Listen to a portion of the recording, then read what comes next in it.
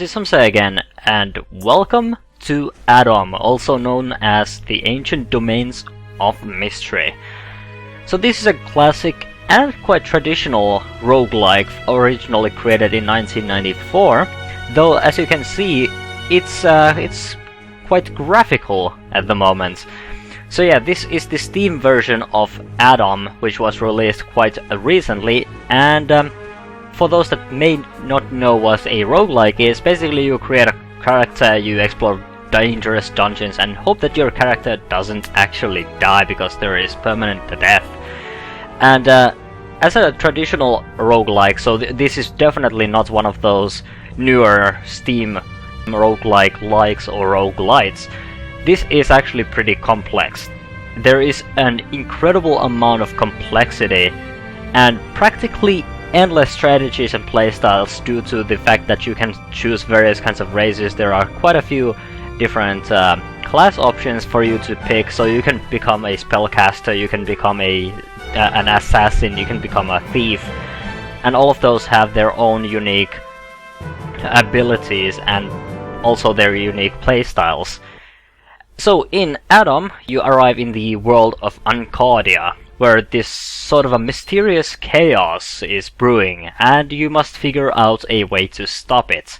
And unlike in many roguelikes, there is a permanent overworld in Adam. So basically, the overworld will always be the same.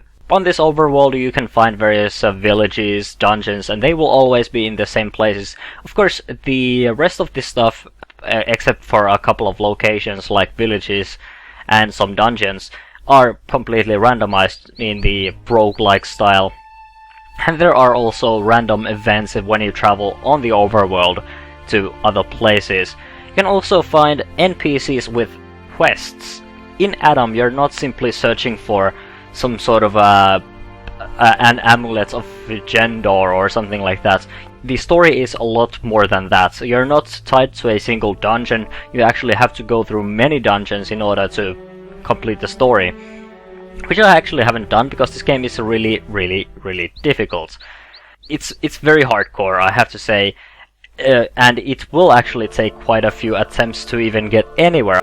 I have played the game for about 6 hours at this point, and I haven't even completed I have completed the first quest, but I died right after, and I have only managed to do that once. And that's the first quest. There are probably quite a few more, and I have only visited maybe about I'd say 1/5 of the full map. So I haven't actually seen all that much. But what I can say is that this game is very difficult. You can die very easily. The beginning is, in various guides that I read, the beginning is said to be really difficult and really unforgiving, and you will die quite a few times when you start your character, because there are traps and there are nasty enemies behind every corner, and of course there are completely random things like when you eat something it might be completely bad and it might make you sick, and then you die. Someone might cast a spell of some sort or call for divine assistance and then a god completely crushes you. This will happen. And yeah, the game is, like I said, very difficult. It's also quite hardcore in the way that the controls are actually... You will most likely want to play this game with your keyboard. Like you can see, the game actually has graphics and it does have a UI of sorts, but the UI is actually pretty clumsy. I wouldn't say it's all that good. If you want a roguelike with a good UI, I would suggest something like Dungeon Crawl Stone Soup.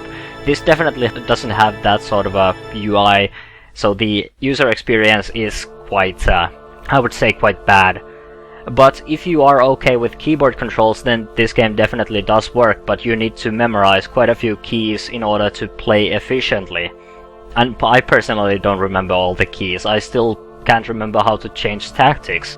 But yeah, it's going to take quite a lot of effort to get into this. So if you are sort of starting to play roguelikes, this might not be the best roguelike to start out with. I would go with something slightly easier with a better UI, such as Dungeon Crawl Stone Soup.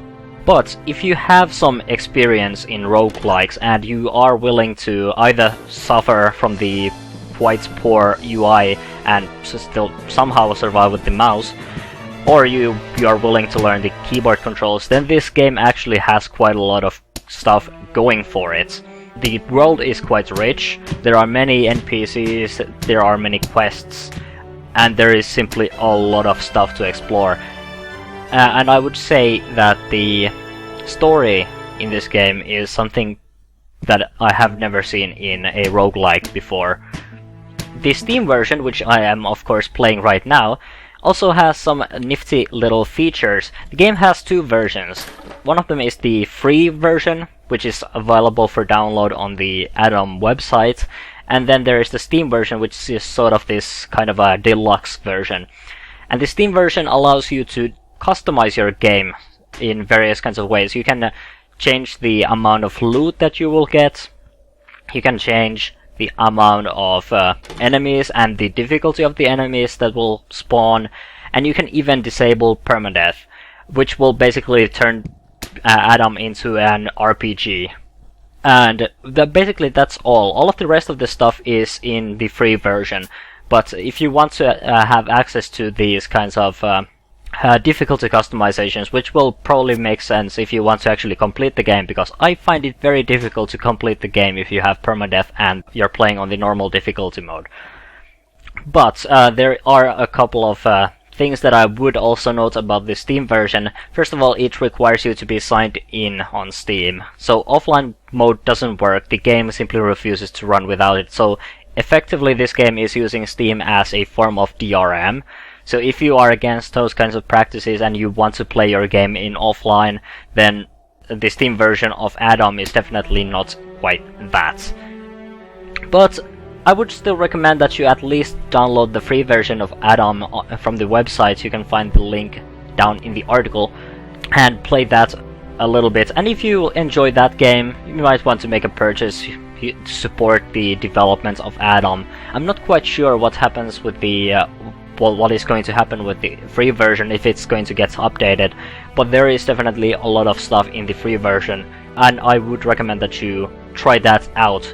Atom is a pretty good game. I have played it a couple of years ago, and I enjoyed it back then, and I was playing back then I was playing the ASCII mode. And by the way, about the ASCII mode is still available even in the Steam version. It's going to sort of run in a graphical mode where all the graphics are simply turned into ASCII characters, but it does work. It doesn't work through like a terminal, of course, but it's still the good old ASCII if you want that. I personally enjoyed the tile version slightly more, but yeah, that's basically Atom. I would give it a recommendation. I mean, it's a very nice roguelike, and there aren't that many like traditional style roguelikes on Steam, so this could very well be the best. And yeah, like I said, it's a very rich experience, it has a lot going for it, and I have so far enjoyed it quite a bit. So yeah, it definitely gets my recommendations, though be aware of the fact that it's sort of DRM'd, and of course of the fact that it's actually pretty difficult to get into at first. But yeah, apart from that, it's a very good game. So yeah, that's it for Atom, and we will see in future videos.